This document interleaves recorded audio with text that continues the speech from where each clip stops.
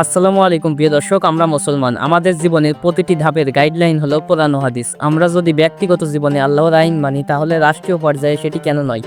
আল্লাহর আইন কি শুধু নামাজ আর রোজার মধ্যেই সীমাবদ্ধ? আমাদের প্রিয় নবী রাসূলুল্লাহ তো শুধু একটি মসজিদের ইমাম ছিলেন না, তিনি ছিলেন একটি রাষ্ট্রের নেতা। মদিনা সনদ দিয়ে তিনি একটি ইসলামী রাষ্ট্র কায়েম করেছিলেন।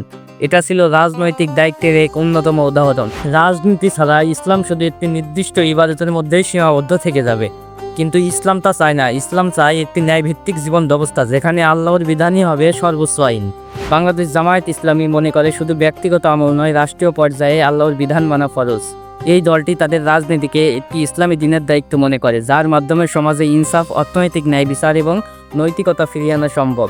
যদি স্কুল কলেজে কোরআনের শিক্ষা না থাকে, আদালতে যদি কোরআনের ভিত্তিতে বিচার না হয়, তাহলে সমাজে কোরআনের আলো কিভাবে পৌঁছাবে? এটা কি রাজনীতি ছাড়া বাস্তবায়ন করা সম্ভব? ইসলাম মানা মানে শুধু রোজা রাখা কিংবা নামাজ পড়া নয়, সমাজ ও রাষ্ট্রকে আল্লাহর বিধান অনুযায়ী পরিচালনা করা। এই জন্য ইসলামিক রাজনীতি ফরজ। এটা কোনো দুনিয়াবি ক্ষমতার লড়াই নয়, আল্লাহর জমিনে আল্লাহর দিন প্রতিষ্ঠা করার চেষ্টা।